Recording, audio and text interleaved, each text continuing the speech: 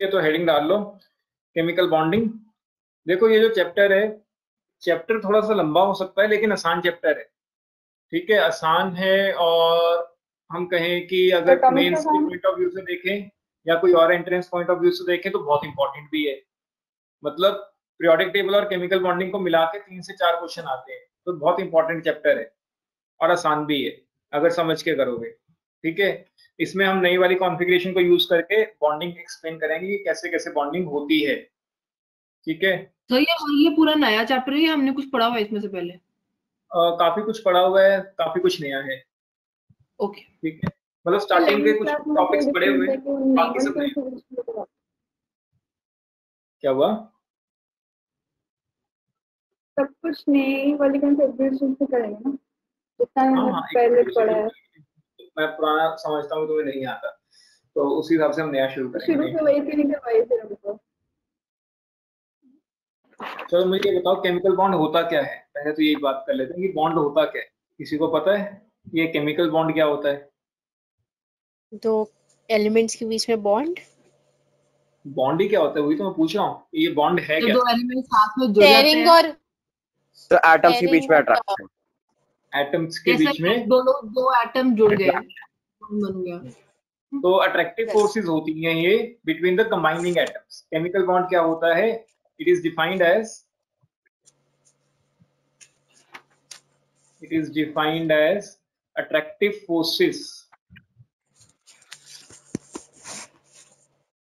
attractive forces between combining atoms which holds them together,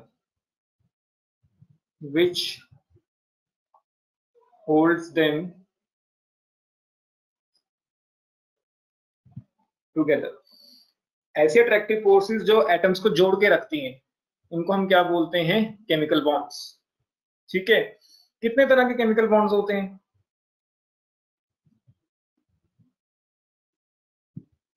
सब वो नहीं, एक होता है आयनिक कोवेलेंट बॉन्ड, कोवेलेंट और आयनिक। और एक कोऑर्डिनेट वाला नहीं होता? इलेक्ट्रोवैलेंट कंपाउंड या इलेक्ट्रोवैलेंट बॉन्ड भी बोला जाता है, इलेक्ट्रोवैलेंट बॉन्ड भी बोला जाता है।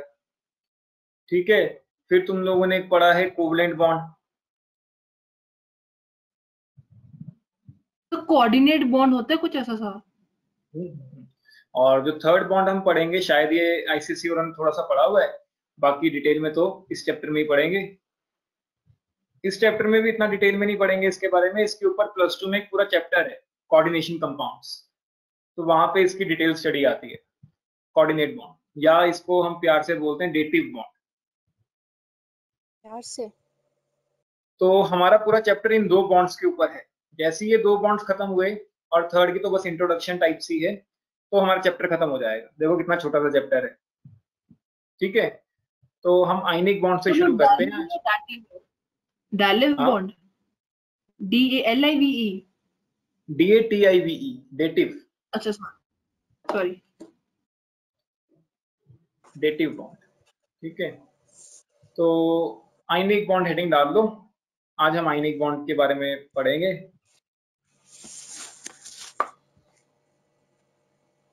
क्या होता है आयनिक बॉन्ड? ये तो पढ़ा हुआ है बचपन में। जब एक मेटल और नॉन मेटल बॉन्ड बनाते हैं। हाँ, bond formed by transfer of electrons. Bond formed by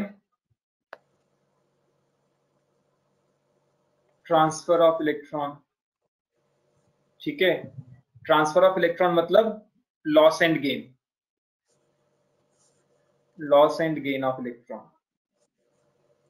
तो ये ठीक है, kind of loss exact definition हमें नवनीत सर ने भी दिखाई थी, ब्रैकेट में लॉस और गेन। मेटल, हाँ, ये बहुत क्रीपीली सिमिलर है। मेटल इलेक्ट्रॉन लूज करता है, and that electrons are gained bye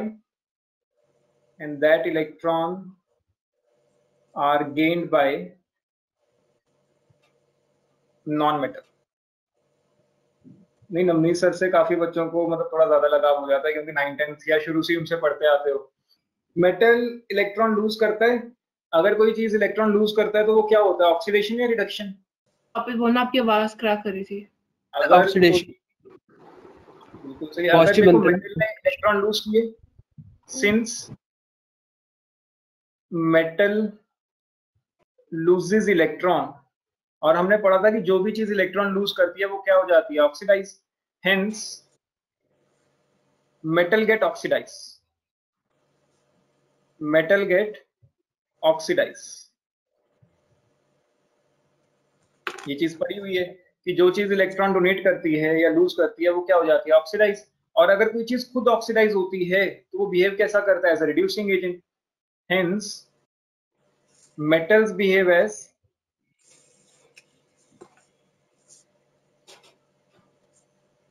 reducing agents। ठीक है, जो चीज इलेक्ट्रॉन डोनेट करती है वो क्या हो जाती है, ऑक्सीडाइज, और जो चीज खुद ऑक्सीडाइज होती है वो बिहेव करती है as a reducing agent. reducing it. Similarly क्योंकि नॉन मेटल यहां इलेक्ट्रॉन गेन कर रहा है, इलेक्ट्रॉन गेन कर रहा है मतलब रिड्यूस हो रहा है, since non-metal is gaining electron,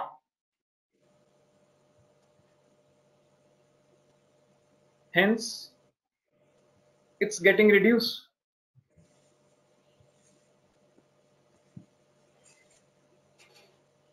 और अगर कोई चीज खुद रिड्यूस होती है तो बिहेव करेगी as a oxidising agent, hence non metals behave as oxidising agents.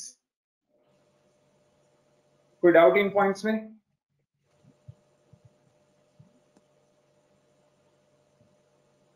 ये पॉइंट्स क्लियर है? Yes, sir. Yes, sir. कोई भी चीज केमिकल बॉन्ड बनाती ही क्यों है, कोई रीजन है इसका? केमिकल बॉन्ड क्या होता है ये हमें पता चल गया, it is an attractive force, लेकिन कोई भी एटम केमिकल बॉन्ड बनाता ही क्यों है? बिना बॉन्डिंग के क्या दिक्कत है उसे? तो स्टेबिलिटी बढ़ाता स्टेबल है। नहीं होता। Stable. बॉन्ड बनाने के बाद वो स्टेबल कैसे हो जाता है? सर क्योंकि Cell शेल्स फिल पूरा हो हो जाते हैं। शेल्स फिल हो जाते हैं। कितने फिल हो जाते हैं? सही है, फुली तो फिल्ड हो जाते हैं या balance- हाफ फिल हो जाते हैं। Yes, sir. कोई भी चीज बॉन्ड क्यों बनाता है? ताकि वो स्टेबल इलेक्ट्रॉनिक कॉन्फ़िगरेशन अटेन कर पाए। ठीक है, तो कई बार पूछ लेते हैं why atoms show bonding, why atoms form chemical bond. वैसे तो ये 9th का क्वेश्चन है कि why atoms form chemical bond. Answer क्या है इसका? To attain stable electronic configuration. हमारे बताना क्या था? कोई भी एटम केमिकल बॉन्ड क्यों बनाता है? ताकि वो स्टेबल हो जाए। स्टेबल मतलब स्टेबल इलेक्ट्रॉनिक कॉन्फ़िगरेशन अचीव कर ले। To attain stable electronic configuration. Electronic configuration stable कब होती है? जब नोबल गैस लाइक कॉन्फ़िगरेशन हो जाती है, नोबल गैस लाइक। ठीक है, पहले हम लिखते थे ऑक्टेट ऑफ इलेक्ट्रॉन, छोटी क्लासेस में क्या लिखते थे इसको? Octet of electron. अब ऑक्टेट नहीं लिखेंगे, अब हम क्या लिखेंगे? Noble gas like configuration. Okay, sir.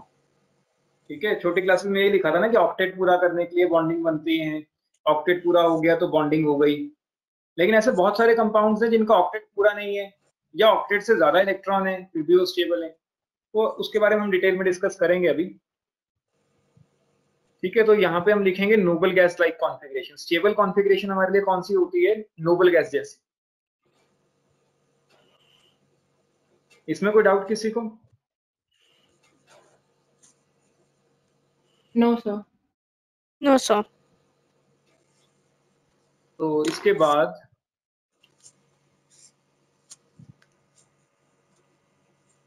हम लोग आ जाते हैं हमारे लुईस स्ट्रक्चर्स पे या लुईस रिप्रेजेंटेशन।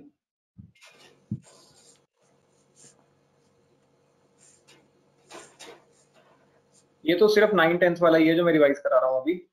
लुईस रिप्रेजेंटेशन क्या होता था, या लुईस डॉट स्ट्रक्चर्स पढ़े होंगे, क्या होता था ये? लुईस सिंबल्स कह लो।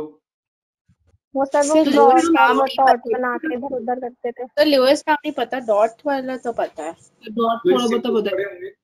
लुईस So सिंबल्स ये क्या नाम होते थे? It is a representation it is a representation in which metal या element कह लो metal की जगह, in which element is represented by its symbol along with valence electrons, along with valence electron. जैसे मान लो मुझे सोडियम का लुईस सिंबल बनाना है, sodium के पास कितने इलेक्ट्रॉन होते हैं? 11 इलेक्ट्रॉन्स। तो आउटर मोस्ट शेल में कितने इलेक्ट्रॉन्स होंगे? वैलेंस इलेक्ट्रॉन्स कितने होते हैं? 1। वैलेंस इलेक्ट्रॉन 1 कैसे आए? सोडियम की कॉन्फ़िगरेशन क्या है? 1s2 2s2 2p6 3s1। तो मैंने कहा था कि जो वैलेंस इलेक्ट्रॉन्स होते हैं वो क्या होते हैं? Electrons in highest principal quantum number n। तो हाईएस्ट प्रिंसिपल क्वांटम नंबर क्या है? 3। 3 में कितने इलेक्ट्रॉन्स हैं? एक ही तो इलेक्ट्रॉन है। तो वैलेंस इलेक्ट्रॉन कितने हो गए इसके पास? 1। तो इसका लुईस सिंबल क्या होगा?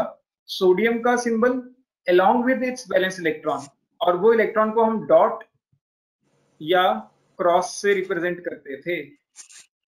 सर हमें लुईस वाला नहीं पता था सीबीएसई में, लेकिन ये डॉट क्रॉस वाला करवाया था। जैसे ये मान लुईस लो डॉट मैग्नीशियम की बात करते हैं तो मैग्नीशियम इलेक्ट्रॉन के डॉट पास दो स्ट्रक्चर नाम दिया था। तो इस तरह से या तो ऐसे लिखते हैं या फिर हम मैग्नीशियम को कैसे लिखते हैं? Mg, इस तरह से। डाउट? No sir. ठीक है, नोट कर लो इसे। लिख लिया? Yes sir. ठीक है।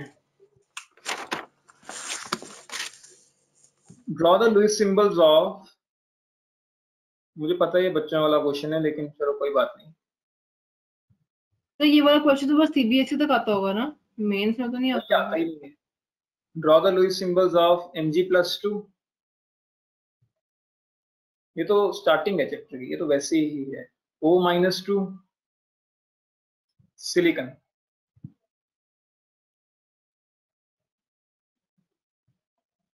चलो बनाओ, इन तीनों के लुईस सिंबल्स बताओ फटाफट। बताओ भाई, मैग्नीशियम+2 का लुईस सिंबल कितने इलेक्ट्रॉन शो करें सराउंडिंग में? 1 2 3 4 कितने?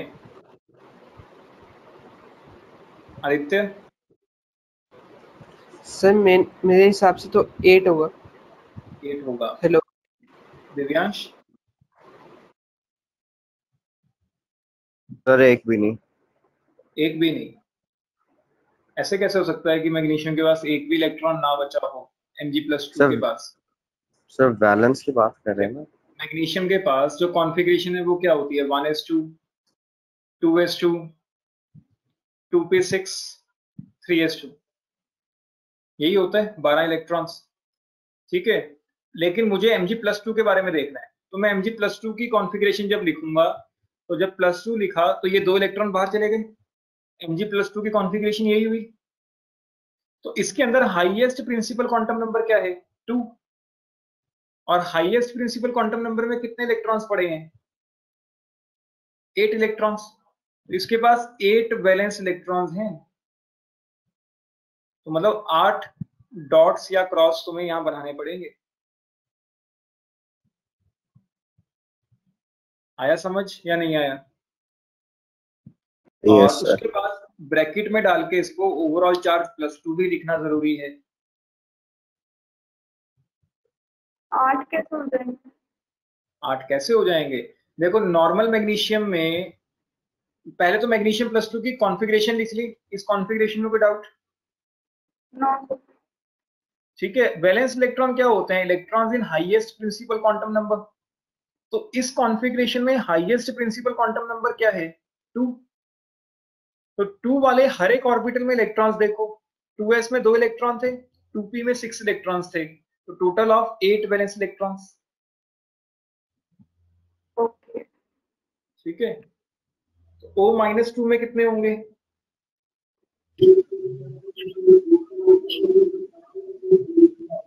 सर इसमें भी इसमें भी 8 होंगे सर। ठीक है, इसमें भी 8 ही होंगे। तो 1 2 3 4 5 6 7 8 ओवरऑल चार्ज -2 लगाना कंपल्सरी है। सिलिकॉन 6 4 कार्बन फैमिली में डाउन द ग्रुप जा रहे हैं तो वैलेंस इलेक्ट्रॉन तो सेम होते हैं। तो अगर कार्बन में 4 होते हैं तो सिलिकॉन में भी कितने वैलेंस इलेक्ट्रॉन होंगे? 4। तो 2 यहाँ शो कर देते हैं, 2 यहाँ शो कर देते हैं। 2 का पेयर हम बनाते हैं हमेशा, और न्यूट्रल है तो कोई चार्ज हम शो नहीं करेंगे। विदाउट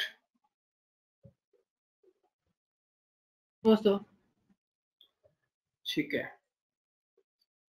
इसके बाद अभी तक तो हमने सिर्फ एटम के लुईस सिंबल करे, अब है लुईस एक स्ट्रक्चर्स ऑफ आयन। ऊपर लिखा नहीं था अभी? सिलिकॉन वाला एक बार कंफर्म करने दो। हाँ ठीक है ठीक है। Lewis structure of ionic compounds. Lewis आज तो बिल्कुल हम 9th 10th वाला टॉपिक कर रहे हैं। अभी तो देखते हैं, अगर टाइम बचेगा तो नया टॉपिक शुरू करेंगे जो +1 में है, अदरवाइज नहीं तो अगली क्लास में तो करेंगे। Lewis structure of ionic compounds.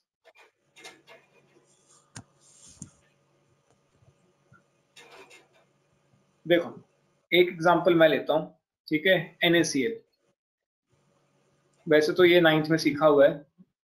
तो इसके अंदर एक सोडियम है और एक क्लोरीन है, तो हम भी एक सोडियम शो कर लेते हैं और एक क्लोरीन शो कर लेते हैं।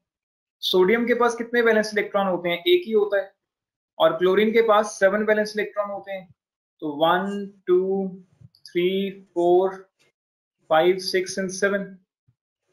अब देखो, अगर सोडियम को अपनी नोबल गैस कॉन्फ़िगरेशन अचीव करनी है, सोडियम की कॉन्फ़िगरेशन क्या होती है? 1s2 2s2 2p6 3s1।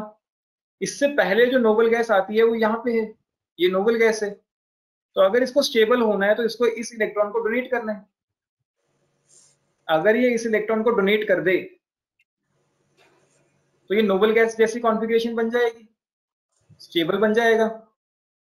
Similarly अब क्लोरीन का देखते हैं। क्लोरीन के पास क्या कॉन्फ़िगरेशन है, किसी को पता है? 1s2 2s2 3s2 2p6 3s2 3p5। अब इससे पहले जो नोबल गैस आती है वो यहाँ पे है, और इसके बाद वाली नोबल गैस में क्या होना चाहिए? 3p6। तो यहां तक अगर मुझे 2p6 तक लेके आना है तो इसमें 7 इलेक्ट्रॉन्स लूज करने पड़ेंगे। अगर मुझे इसको 2p6 बनाना पड़े तो क्या करना पड़ेगा? 7 इलेक्ट्रॉन्स लूज करने पड़ेंगे, 2 ये वाले और 5 ये वाले। और अगर मैं इसको 3p6 बनाना चाहूं, 3p6 बनाने के लिए क्या करना पड़ेगा?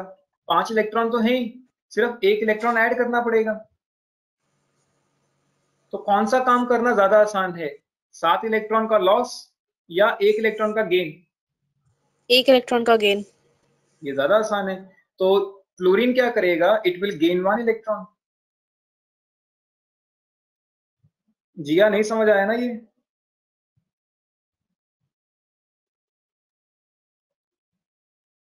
जिया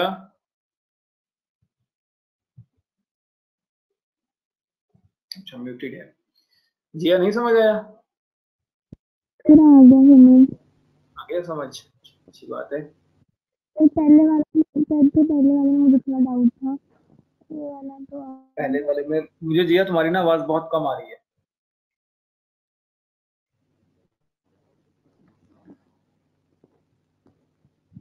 कोई डाउट है?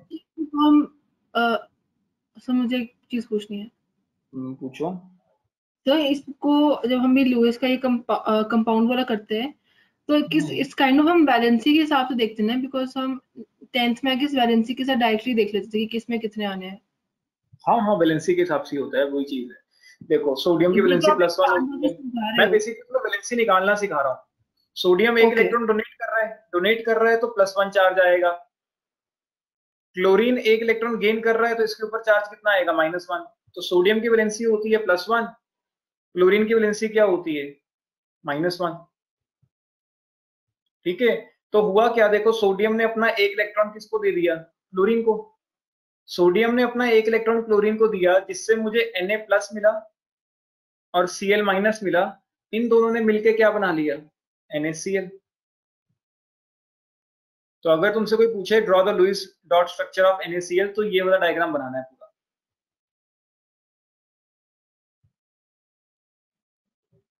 ठीक है, अब जैसे मान लो MgCl2 देखते हैं, एक और एग्जांपल ले लेते हैं यहाँ पे, फिर नोट करते हैं पूरा।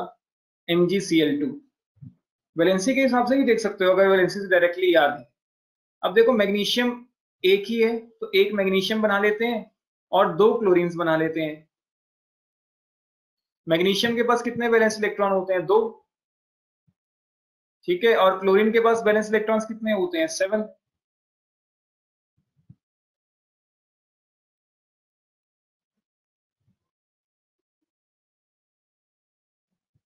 अब मैग्नीशियम क्लोरीन को कितने इलेक्ट्रॉन चाहिए, 1। तो ये 1 इलेक्ट्रॉन इस क्लोरीन को दे देगा और 1 इलेक्ट्रॉन इस क्लोरीन को दे देगा, जिससे मुझे क्या मिलेगा, एक तो मैग्नीशियम आयन मिलेगा जिसके ऊपर चार्ज कितना होगा, +2, क्योंकि इसमें 2 इलेक्ट्रॉन लूज किए, और 2 मुझे मिलेंगे क्लोराइड आयंस, और हर एक क्लोराइड पे -1 चार्ज होगा, क्योंकि हर एक क्लोरीन ने 1-1 इलेक्ट्रॉन गेन किया है, और ये मिलके मुझे क्या बना देंगे, MgCl2। कोई डाउट?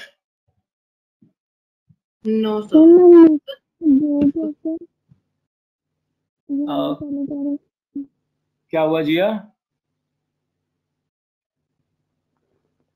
सर मैग्नीशियम में 2 कैसे, मैग्नीशियम गैस 2 कैसे हैं? अच्छा, उसके लिए देखो नॉर्मल कॉन्फ़िगरेशन देखनी पड़ेगी। मैग्नीशियम के पास टोटल 12 इलेक्ट्रॉन्स होते हैं। नोबल गैस के बाद वाले हमेशा वैलेंस इलेक्ट्रॉन्स होते हैं।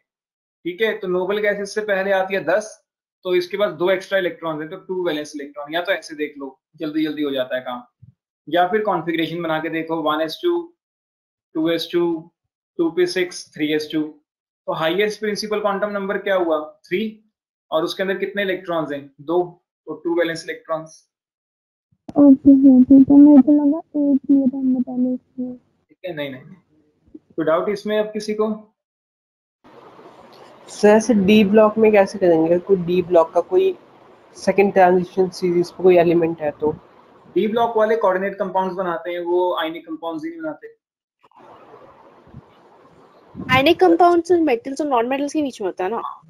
और मेटल्स और हाइड्रोजन के बीच, मेटल और और हाँ मेटल। नॉन मेटल के बीच जो आयनिक कंपाउंड बनता है, यहाँ पे लिख ही लेते हैं चाहे, जो आयनिक कंपाउंड्स होते हैं वो तब बनते हैं जब या तो मेटल आए, मेटल के साथ नॉन मेटल आए, या मेटल के साथ क्या आए, हाइड्रोजन। ठीक है, इन 2 केसेस में आयनिक कंपाउंड्स मिलते हैं। जनरली जो तुम्हारे एस ब्लॉक के एलिमेंट्स हैं, एस ब्लॉक का अगर कोई भी एलिमेंट है तो वो आयनिक कंपाउंड बनाता है। ठीक है, और अगर डी ब्लॉक का कोई भी एलिमेंट है तो वो कोऑर्डिनेट बनाता है in general, exceptions are always there. ठीक है, डी ब्लॉक वाले कोऑर्डिनेट बनाते हैं। और अगर एस और डी में से कुछ भी नहीं है, सिर्फ पी ब्लॉक वाले एलिमेंट्स हैं, ओनली पी है, तो कोवलेंट बनता है। इस तरह से बॉन्ड्स बनते हैं। Okay sir. ठीक है, तो अभी हमने डिटेल में पढ़ना है, टेंशन वाली बात नहीं है, तीनों को ही पढ़ेंगे तो और डिटेल में हो जाएगा। नोट करना है किसी ने ऊपर वाला, ये वाला पूरा टॉपिक? ये तो मैंने वैसे वैलेंसीज निकालना सिखाया कि अगर वैलेंसीज तुम्हें नहीं वो लास्ट वाला देखना था। ये नोट कर लिया सबने? यप। ये वाला? Yes sir. ठीक है, बस फिर तो खत्म ही हो गया ये।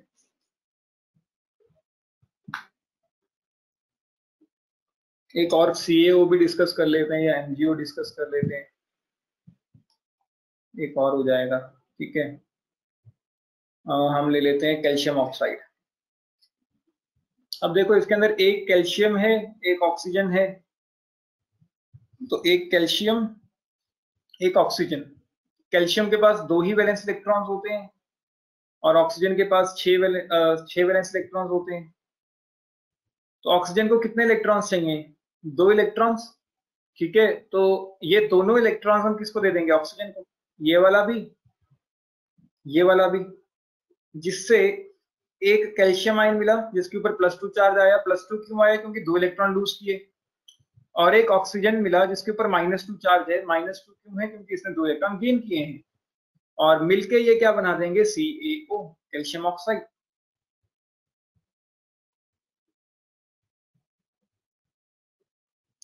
Good out.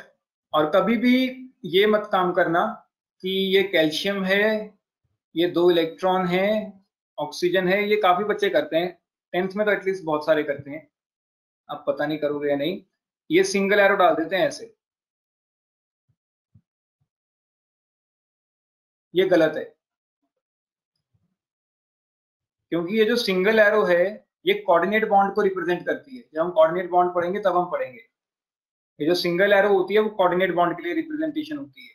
ये तो तुमने कोऑर्डिनेट बॉन्ड बना दिया जबकि कोऑर्डिनेट बॉन्ड बनता ही नहीं है यहाँ, तो ये गलत है। इस तरह से रिप्रेजेंटेशन आएगी। कभी नवनीत सर ने भी बताया होगा कि 2 एरोज अलग अलग डालते हैं, सिंगल एरो नहीं डालते। Okay sir. ठीक है, तो इसको कर देते हैं अब। हेडिंग डालो, conditions for formation of ionic compound. Conditions for formation of ionic compounds. Conditions for formation of ionic compounds. कोई कंडीशन बताना चाहेगा?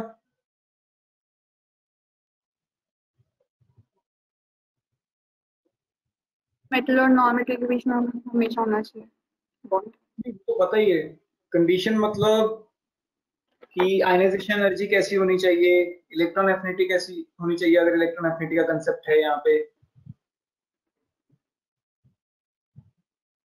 Sir high electron affinity. और आयनाइजेशन एनर्जी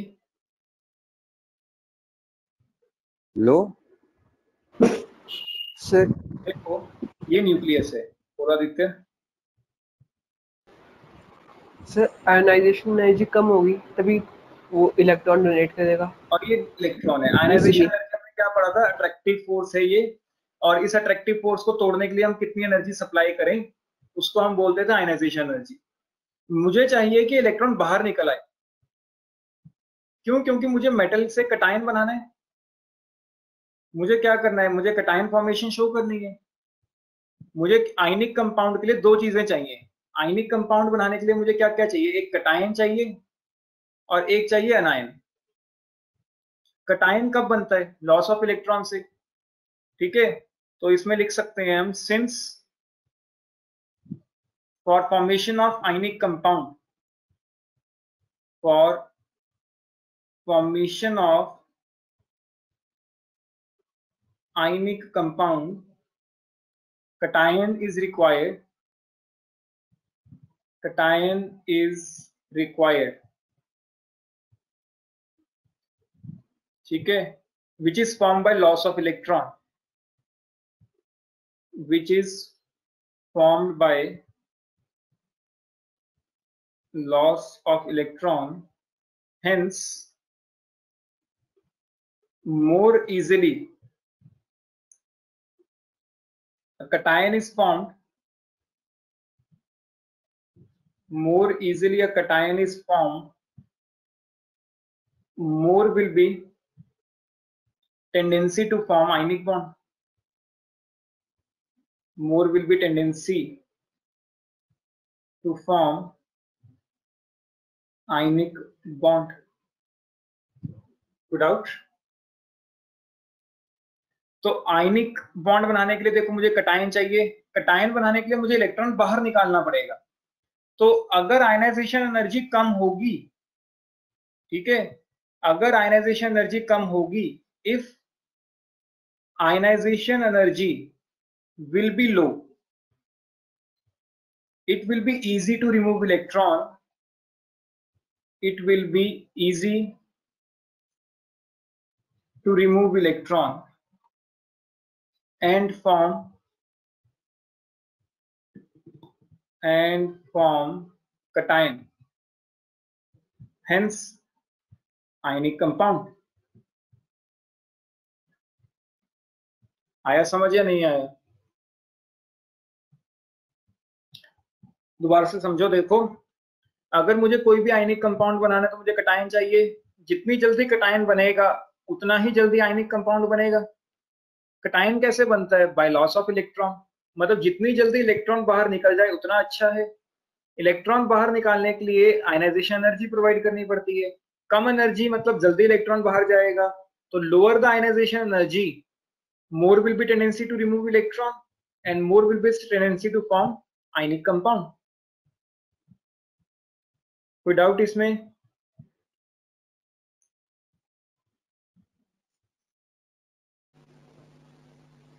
किसी को कोई डाउट है? क्या हुआ जिया? जिया आज तुम मतलब क्या स्पीकर के पास नहीं बैठी हो या मतलब कैसे? आज आवाज बड़ी अलग सी आ रही है, या आज लैपटॉप पे यूज कर रही हो? क्योंकि जनरली तुम फोन पे यूज करती हो।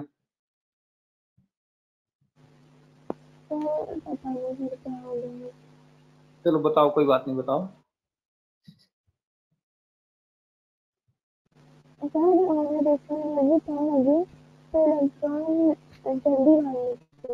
हाँ हाँ, अगर आयनाइजेशन एनर्जी कम होगी तो इलेक्ट्रॉन जल्दी बाहर आएगा, क्योंकि आयनाइजेशन एनर्जी क्या है, एक फोर्स को तोड़ने के लिए एनर्जी कितनी लगेगी? अगर ज्यादा एनर्जी लगेगी तो इलेक्ट्रॉन का बाहर निकलना तो मुश्किल हो रहा है ना। मतलब ज्यादा अट्रैक्टिव फोर्सेस थी, मतलब इलेक्ट्रॉन को बाहर निकालने के लिए ज्यादा एनर्जी देनी पड़ी, मतलब इलेक्ट्रॉन मुश्किल से निकला। अगर कम एनर्जी देनी पड़ी मतलब इलेक्ट्रॉन जल्दी बाहर आ गया।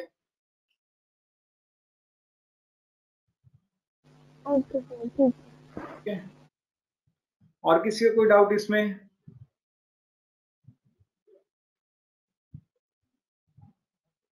सबको क्लियर है? तो ये पहली कंडीशन। सेकंड कंडीशन की अब हम बात कर लेते हैं। ये लिख लिया सबने? यस सर, लिख लिया। ठीक है, सेकंड कंडीशन। सेकंड है हमारी इलेक्ट्रॉन एफिनिटी पे। कैटायन पे हमने बात कर ली, अब अनायन पे। ठीक है, और since for formation of ionic compound, for formation of ionic compound, anion is also required. Anion is also required, which is formed by gain of electron, which is formed by gain of electron. Hence, more will be the electron affinity. More will be electron affinity, EA. More will be tendency to gain electron.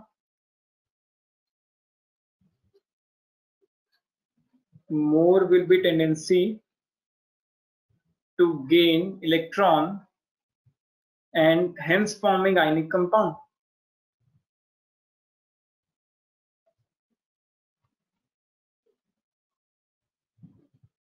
Clear है ये चीज? Electron affinity ज्यादा होगी तभी तो जल्दी electron gain करेगा। जल्दी इलेक्ट्रॉन गेन करेगा तभी तो अनायन बनाएगा। अनायन जल्दी बनेगा तभी तो आयनिक कंपाउंड जल्दी बनेगा। क्लियर है?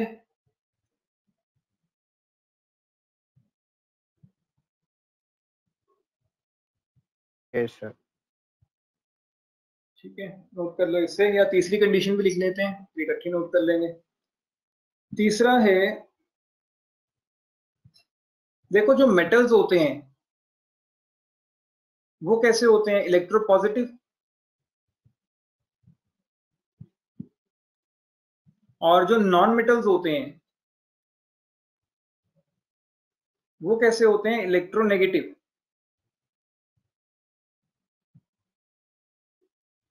ठीक है, तो हम तीसरी कंडीशन हम क्या लिख सकते हैं? Electronegativity difference. तीसरी कंडीशन क्या है? Electronegativity difference between combining atoms,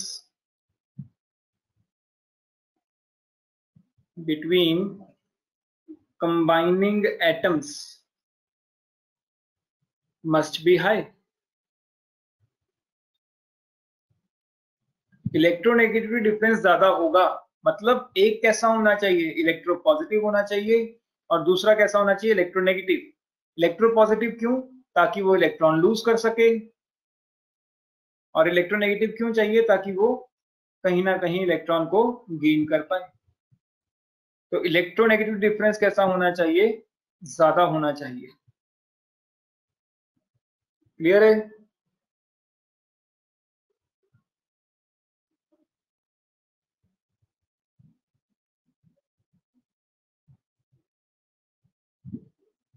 अरे तीसरा वाला फिर से समझाना। तीसरे वाला दोबारा से एक्सप्लेन करते हैं। देखो, हमारा जो आयनिक कंपाउंड है वो जनरली मेटल नॉन मेटल के बीच बनता है। मेटल कैसा होता है? इलेक्ट्रोपॉजिटिव होता है। नॉन मेटल कैसा होता है? इलेक्ट्रोनेगेटिव होता है। इलेक्ट्रोपॉजिटिव मतलब वो लूज करने की टेंडेंसी रखता है, इलेक्ट्रोनेगेटिव मतलब वो गेन करने की टेंडेंसी रखता है। तो इन दोनों के बीच इलेक्ट्रोनेगेटिव डिफरेंस कैसा है? ज्यादा है। एक पॉजिटिव है तो दूसरा इलेक्ट्रोनेगेटिव है। तो जब भी आयनिक कंपाउंड बनता है वो कब बनता है? जब इलेक्ट्रोनेगेटिविटी डिफरेंस कैसा हो? हाई हो।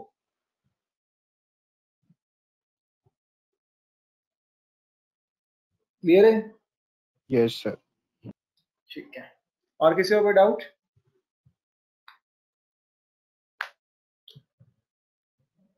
करो इसे नोट फटाफट। फिर एक डेफिनेशन लिखनी है हमने, बहुत इंपॉर्टेंट।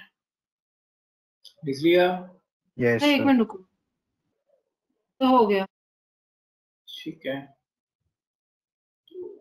इसके बाद हेडिंग डालो लेटिस एनर्जी। ये नया है, +1 में ही पढ़ रहे हो तुम। लेटिस एनर्जी, यहाँ से आयनिक कंपाउंड का नया टॉपिक शुरू होता है तुम्हारे लिए, जो तुमने 9th में या 10th में नहीं पढ़ा। Lattice energy LATTICE, lattice energy. मैं तुम्हें बताया ना, मैं टी में थोड़ी सी गड़बड़ है क्योंकि मैं ऐसे बना ही नहीं पाता जल्दी जल्दी। ठीक है, तो ये डबल-T है, लेटिस एनर्जी। लेटिस एनर्जी को हम कैपिटल U से रिप्रेजेंट किया करेंगे। ठीक है, कैपिटल U से रिप्रेजेंट किया करेंगे। क्या होती है लेटिस एनर्जी, किसी को पता है? नाम भी नहीं सुना सक। It is the energy required, पहले डेफिनेशन देख लेते हैं फिर समझते हैं। It is the energy required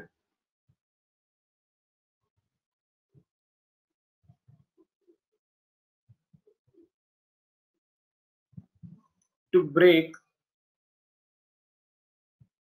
1 mole of ionic compound, 1 mole of ionic compound into its constituent ions.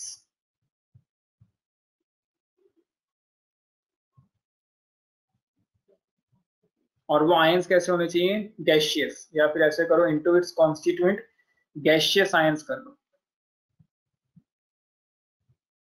Gaseous ions. मतलब क्या है समझो, मान लो मैं NaCl ले लेता हूं 1 मोल, ठीक है, और मैं इसको तोड़ दूं तो मुझे तोड़ने पे क्या मिलेगा? Na+Cl-, जिससे वो बना था। आयनिक कंपाउंड कैसा होता है? सॉलिड स्टेट में होता है, लेकिन जब मैं इसको तोड़ूंगा तो उसकी स्टेट क्या बननी चाहिए? गैसियस बननी चाहिए। ठीक है, अब देखो आयनिक कंपाउंड जब बना था तो उसके बीच कुछ अट्रैक्टिव फोर्सेस थी, Na+ और Cl- के बीच कुछ अट्रैक्टिव फोर्सेस थी। जब ये आयनिक कंपाउंड बना हुआ था तो इसके बीच कुछ अट्रैक्टिव फोर्सेस थी। अट्रैक्टिव फोर्सेस को तोड़ने के लिए मैंने कुछ एनर्जी प्रोवाइड की। मैंने क्या किया? NaCl को सेपरेट कर दिया ना, अलग अलग कर दिया, मतलब इस फोर्सेस को तोड़ दिया। इस फोर्सेस को तोड़ने के लिए कितनी एनर्जी प्रोवाइड की मैंने, उसी एनर्जी को मैं क्या बोल रहा हूं? Lattice energy. प्रोवाइडेड जो कंपाउंड है वो कितना है? 1 मोल, और जो प्रोडक्ट्स हैं वो किस में आने चाहिए? तुम्हारे गैसियस स्टेट में आने चाहिए। ठीक है, एनर्जी रिक्वायर्ड टू ब्रेक 1 मोल, ये बहुत इंपॉर्टेंट वर्ड है। आयनिक कंपाउंड को हमने ब्रेक किया इनटू इट्स गैसियस आयंस। कोई डाउट?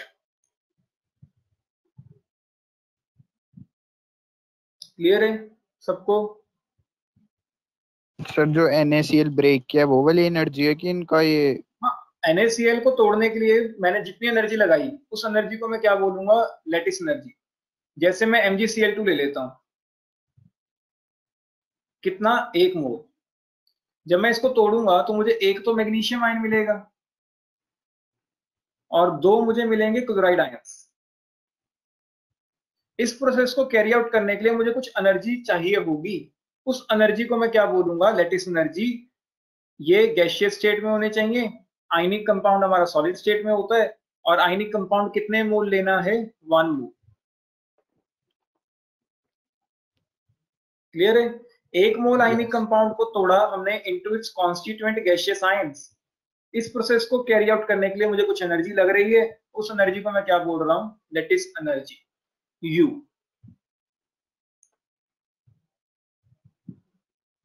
कोई डाउट? सर तो इस एनर्जी से सब्लिमेशन भी हो रही है? नहीं, सब्लिमेशन नहीं हो रही है। अभी हम आयनिक कंपाउंड देखेंगे कैसे बनता है, तो उसमें ज्यादा अच्छा समझ आएगा। सब्लिमेशन नहीं हो रही है इसमें। अभी इसी का अगला टॉपिक है बॉन हेबर्स प्रोसेस, वहां पे हम डिस्कस करते हैं उस चीज को। Okay sir. ठीक है, तो देखो, क्योंकि यहाँ पे एनर्जी रिक्वायर्ड है तो प्रोसेस कैसा है? एंडोथर्मिक। एंडोथर्मिक है तो मतलब U का जो साइन कन्वेंशन होगा वो कैसा होगा? पॉजिटिव। पॉजिटिव का मतलब होता है एनर्जी रिक्वायर्ड, मैंने पहले भी बताया था शायद। और जब भी मैं नेगेटिव लिखूंगा उसका मतलब होता है एनर्जी रिलीज्ड।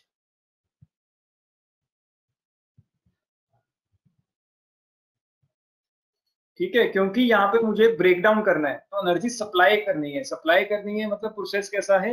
एंडोथर्मिक। एंडोथर्मिक है तो मतलब एनर्जी चाहिए होगी, तो U कैसा होगा? पॉजिटिव होगा। U कैसा होगा? पॉजिटिव होगा। कोई डाउट? No sir.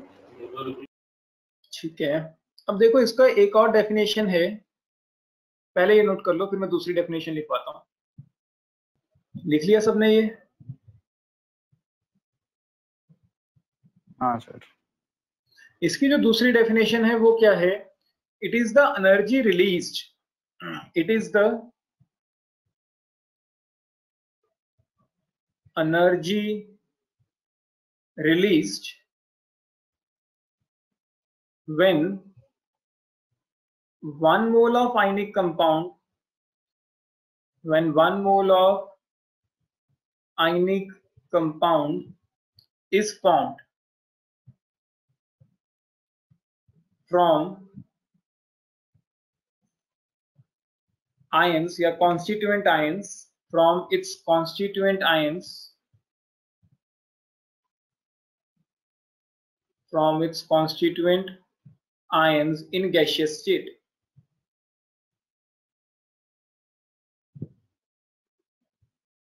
मतलब क्या है समझो। मान लो मुझे NaCl ही बनाना होता, पहले मैं ब्रेकडाउन की बात कर रहा था, अब मैं फॉर्मेशन की बात कर रहा हूं। मैं क्या कह रहा हूं कि मुझे 1 मोल NaCl बनाना है। कहां से बनाना है? फ्रॉम इट्स कॉन्स्टिट्यूएंट आयंस, मतलब Na प्लस और Cl नेगेटिव से। और उन आयंस की स्टेट कैसी होनी चाहिए? गैसियस, मतलब Na प्लस गैस होना चाहिए और Cl माइनस गैस होना चाहिए। तो जब मैं 1 मोल आयनिक कंपाउंड बनाऊंगा from its constituent ions in gaseous state, तो इस प्रोसेस में एनर्जी रिलीज होगी। एनर्जी रिलीज क्यों हुई? आयंस पहले अलग अलग थे, अब जब NaCl बना होगा तो अट्रैक्टिव फोर्सेस डेवलप हुई होंगी। जब NaCl बन गया या जुड़ गए ये, तो अट्रैक्टिव फोर्सेस डेवलप हुई होंगी। और हमेशा याद रखना, जब अट्रैक्टिव फोर्सेस डेवलप होती हैं तब एनर्जी रिलीज होती है। ये बहुत काम आएगा स्पेशली इस चैप्टर में। जब अट्रैक्टिव फोर्सेस डेवलप होती हैं तो एनर्जी रिलीज होती है, लेकिन जब हमें अट्रैक्टिव फोर्सेस ब्रेक करनी होती हैं तब एनर्जी सप्लाई करनी पड़ती है। रिलीज होती है तो मतलब ये एक्सोथर्मिक प्रोसेस होता है, सप्लाई करनी पड़ती है मतलब प्रोसेस कैसा होता है? एंडोथर्मिक। तो इस डेफिनेशन के अकॉर्डिंग जो U आएगा एंथैल्पी चेंज, वो कैसा आएगा?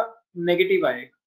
क्यों? क्योंकि यहाँ पे आयनिक फोर्सेस डेवलप हुई हैं, प्रोडक्ट में आई हैं, फोर्सेस डेवलप हुई हैं, तो एनर्जी रिलीज होगी, एनर्जी रिलीज होगी तो यू कैसा हो जाएगा, नेगेटिव हो जाएगा।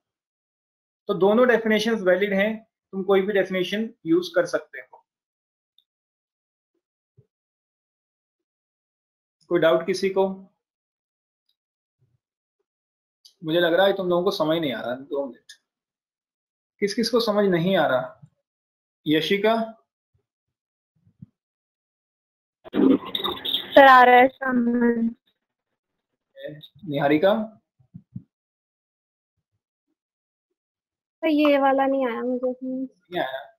चलो देखो दोबारा से समझते हैं। ऊपर वाली डेफिनेशन समझ आ गई या वो भी नहीं आई? तो वो आ गई। ठीक है, तो बस उसी का रिवर्स किया हमने। पहले हमने NaCl को तोड़ा, अब हमने NaCl को बनाया। आयनिक कंपाउंड बनाना है, कितने मोल बनाना है? 1 ही मोल बनाना है। कहां से बनाना है? From its ion in gaseous state. अब NaCl को बनाने के लिए मुझे क्या चाहिए होगा? Na+ और Cl, बस उनकी स्टेट्स कैसी होनी चाहिए? गैसियस। तो इस प्रोसेस को बनाने में कुछ एनर्जी रिलीज होगी, उस एनर्जी को मैं क्या बोल रहा हूं? Lattice energy. एनर्जी रिलीज क्यों हुई? क्योंकि अट्रैक्टिव फोर्सेस डेवलप हुई हैं जब कंपाउंड बना है। पहले ये अलग अलग थे, आइसोलेटेड थे, ठीक है। अब जब पास में आएंगे तो अट्रैक्टिव फोर्सेस डेवलप हो जाएंगी। अट्रैक्टिव फोर्सेस डेवलप हुई हैं इसलिए एनर्जी रिलीज हुई है, और एनर्जी रिलीज को हमने क्या नाम दे दिया है? Lattice energy.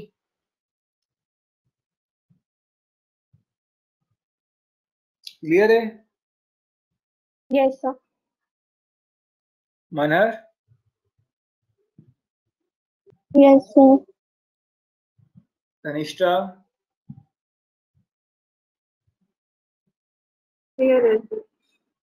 चलो ये लिख लिया सबने? Yes sir. तो हेडिंग डालो, factors affecting lattice energy. Sir एक सेकंड, उसमें AF क्या था? Attractive forces. अच्छा अच्छा, ठीक है। ठीक है, तो हेडिंग लिखो, फैक्टर्स अफेक्टिंग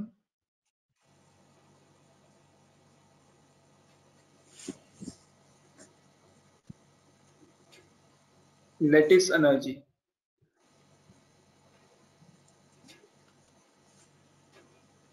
फर्स्ट है चार्ज।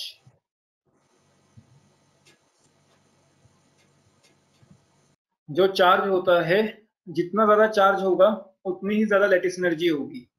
ठीक है, मोर is the charge on cation and anion, more is the charge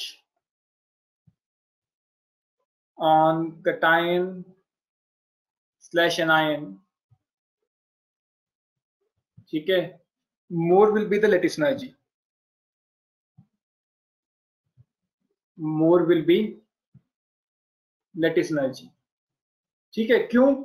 क्योंकि कोई बताएगा इसका रीजन कि ऐसा क्यों?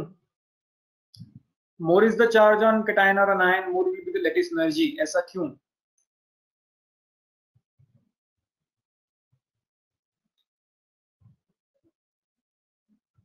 देखो अगर मैं पहले वाली डेफिनेशन यूज करता हूं, लेटिस एनर्जी क्या है? It is the energy required to break the ionic compound. Ionic compound को तोड़ने के लिए जितनी एनर्जी लगती है वो हमारी लेटिस एनर्जी है।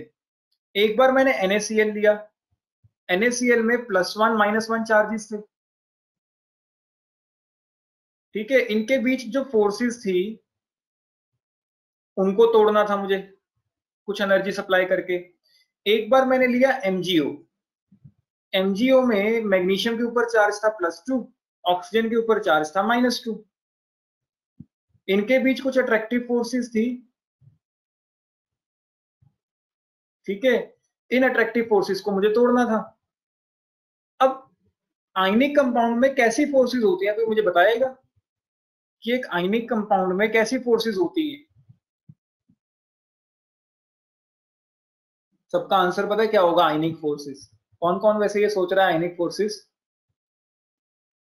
Sir attractive forces. क्वेश्चन क्या बोला? जो आयनिक बॉन्ड होता है उसमें कैसी फोर्सेस होती हैं? अब जैसे NaCl में एक आयनिक बॉन्ड है, अट्रैक्टिव फोर्स तो है, लेकिन वो अट्रैक्टिव फोर्स कौन सी है? इलेक्ट्रॉन की। पॉजिटिव एक नेगेटिव चार्ज को अट्रैक्ट कर रहा है, यहाँ पे +2 चार्ज किसको अट्रैक्ट कर रहा है, -2 चार्ज को।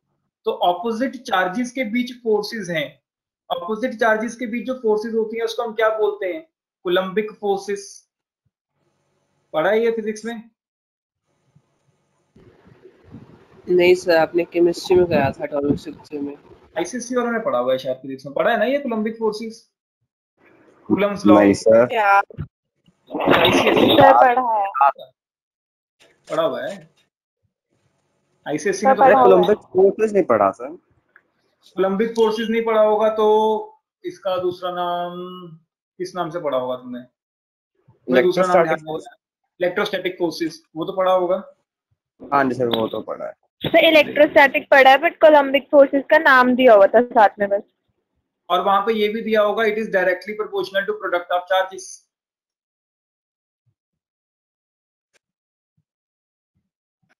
आईसीएससी वालों ने पढ़ा है, चलो कोई बात नहीं। देखो, जब एक पॉजिटिव ऑपोजिटली चार्ज स्पीशीज के बीच अट्रैक्टिव फोर्सेस आती हैं, प्लस माइनस, यहाँ पे भी प्लस माइनस, आयनिक कंपाउंड में क्या होगा, एक कैटायन होगा एक एनायन होगा, तो हमेशा ही ऑपोजिटली चार्ज स्पीशीज होंगी, उनके बीच अट्रैक्टिव फोर्सेस आएंगी, और उन अट्रैक्टिव फोर्सेस को हम बोलते हैं coulombic forces. Coulombic forces are directly proportional to product of charges. जितना ज्यादा चार्ज होगा उतनी ज्यादा स्ट्रॉन्ग फोर्स होगी, स्ट्रॉन्ग फोर्स होगी तो उतना ही एनर्जी ज्यादा लगेगी।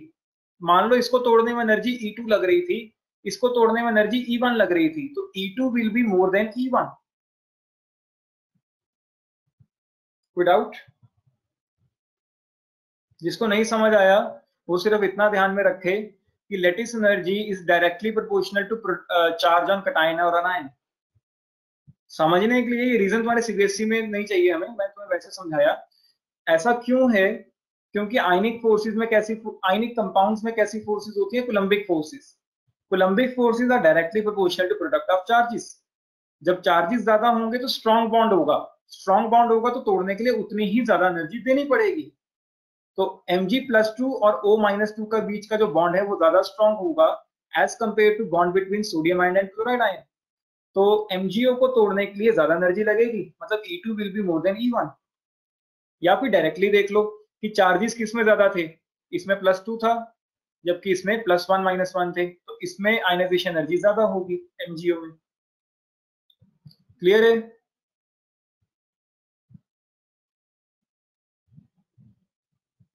जी सर। ठीक है, सिंपल सा है। चार्ज देखो, जिसके ऊपर चार्ज ज्यादा है उसकी आयनाइजेशन, उसकी लेटिस एनर्जी ज्यादा रहेगी।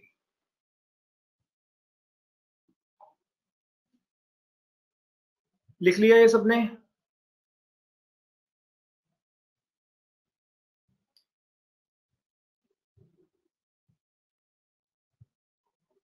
सेकंड फैक्टर पे आ जाते हैं।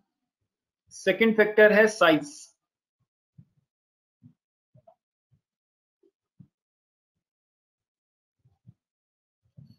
साइज के हिसाब से smaller the size of cation, smaller the size of cation slash anion, more will be lattice energy.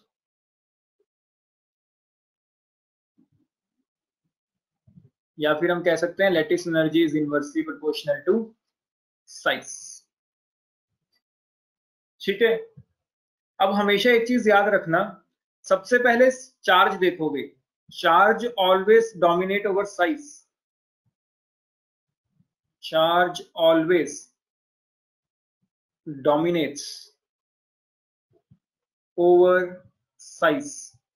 तो सबसे पहले क्या चेक करना है, चार्ज। अगर चार्ज से आंसर आ जाता है तो वेल एंड गुड, अगर चार्ज से आंसर नहीं आता तो हमें क्या चेक करना पड़ेगा, साइज। लेकिन अगर पहले साइज देख लिया तो गलत हो सकता है आंसर। क्लियर है सबको? तो ये आपने पोटेंशियल एनर्जी का फॉर्मूला भी तो कराया था। हाँ वही चीज है, एनर्जी वाला ही है एक तरह से। Q2/R। जो कूलम्बिक फोर्सेस होती है ना, उसका पूरा फॉर्मूला क्या है, जो कूलम्बिक फोर्सेस होती हैं वो डायरेक्टली प्रोपोर्शनल होती हैं प्रोडक्ट ऑफ चार्जेस के, और इनवर्सली प्रोपोर्शनल होती हैं डिस्टेंस स्क्वायर से, मतलब साइज। तो इसीलिए वहां पे ये भी आ जाता है, इनवर्सली प्रोपोर्शनल टू साइज। जब हम वहां पे कर रहे थे तो वहां पे मैंने, हाँ, जब डिस्टेंस ऑफ क्लोजेस्ट अप्रोच कर रहे थे वहां पे लिखवाया होगा ये फॉर्मूला। Yes sir. तो कोई दिक्कत नहीं, तो यहाँ पे बस तुम फैक्टर्स याद रखो। और ये थोड़ा ध्यान में रखना है कि चार्ज वाला फैक्टर जो है वो हमेशा डोमिनेट करता है ओवर साइज। तो पहले चार्ज देखो, चार्ज से आंसर आता है तो ठीक है, नहीं आता तो साइज से हम निकाल लिया करेंगे आंसर। मैं तुम्हें कुछ क्वेश्चंस दे रहा हूँ, तुम्हें वो अटेम्प्ट करने हैं।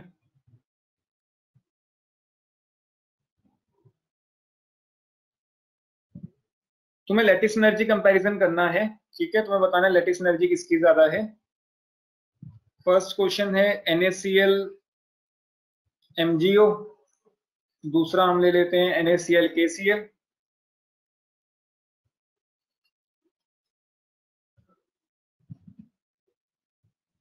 ठीक है, और तीसरा हम ले लेते हैं NaCl MgCl2।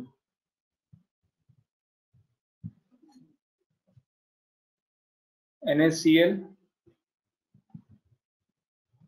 MgCl2, फटाफट ट्राई करो।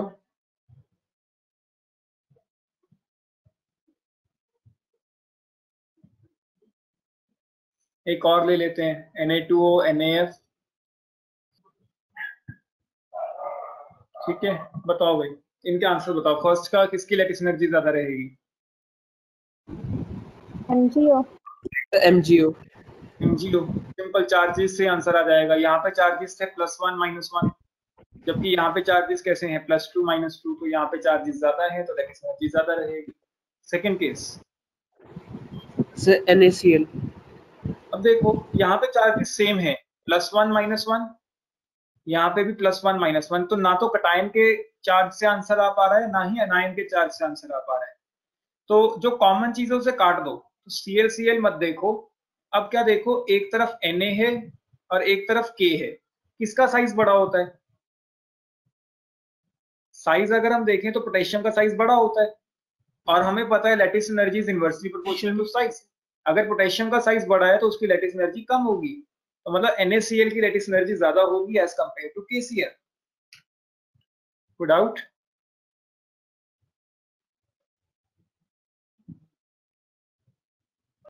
सर Clear मतलब है हमने पहले साइज देखा, ना, पहले चार्जेस देखे, फिर पहले उसके साइज बाद देखा, पहले चार्जेस देखे। ना तो कटायन के चार्ज से आंसर आ रहा था, क्योंकि कटायन का चार्ज भी इक्वल था, अनायन का चार्ज भी इक्वल था। चार्जेस इक्वल हो गए, चार्जेस से आंसर नहीं आया, फिर मैं साइज पे गया। अब साइज में किसका देखूं? ClCl का तो साइज सेम होगा, तो वो तो काट ही दिया मैंने साइज किसको कंपेयर किया? Na और K को। Na और K के बीच K का साइज बड़ा होता है, साइज बड़ा होगा तो इसकी लैटिस एनर्जी कम हो जाएगी, तो NaCl की लैटिस एनर्जी ज्यादा होगी। Okay sir. ठीक है, अब थर्ड वाले का आंसर बताओ। जिया, तुम बताओगे इसका आंसर? जिया म्यूट हो गई क्या फिर से? नहीं सर, अभी एक मिनट। चलो मनहर से पूछ लेते हैं। मनहर? Sir MgCl2। हाँ बिल्कुल, MgCl2। देखो यहाँ पे चार्जेस है +1 -1, यहाँ पे चार्जेस क्या है +2 -1। क्लोरीन के ऊपर -1 होता है, याद रखना, कहीं -2 कर दो गलती से। तो कटायन के चार्ज से आंसर आ जाएगा, यहाँ +1 है यहाँ +2 है, तो जितना ज्यादा चार्ज उतनी ज्यादा लैटिस एनर्जी, तो MgCl2 की लैटिस एनर्जी ज्यादा होगी। तन्वी, फोर्थ वाला पार्ट।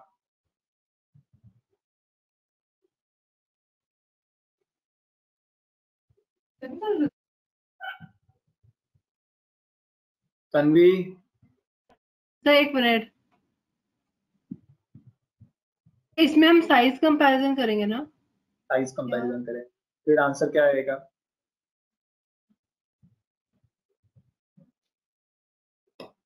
तो सोडियम का ज्यादा होगा।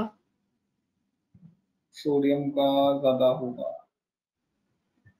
चलो कोई बात नहीं। सोडियम का साइज कैसे ज्यादा हो गया? दोनों साइड ही सोडियम है।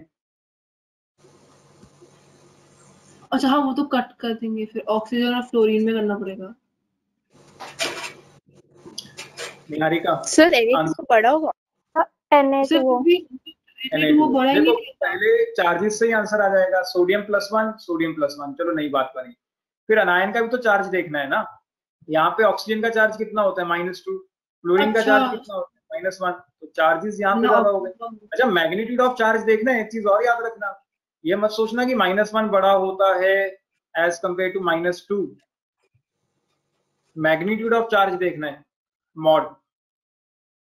Okay sir. ठीक है, तो मैंने आंसर ठीक तो बोला था। नहीं अच्छा, तो मैंने तुमने सिर्फ रीजनिंग Na बोला तो मैंने सोडियम बोला था। Na2O, मैंने बस Na बोला। रीजनिंग गलत थी, आंसर सही था, रीजनिंग गलत थी। इसके बाद अगला क्वेश्चन, तुम लोगों को 3 कंपाउंड दे रहा हूँ। पहले वाला दिखाना। हाँ, क्या हुआ? सर इससे पहले जो आपने लिखा था एक बार वो दिखा दो। इससे पहले तो नॉर्मल ही है, बस फैक्टर्स लिखे हुए हैं। फैक्टर्स लिखे नहीं थे अभी? ये चार्ज वाला है बस ये। सर बस देख लिया। देखिए,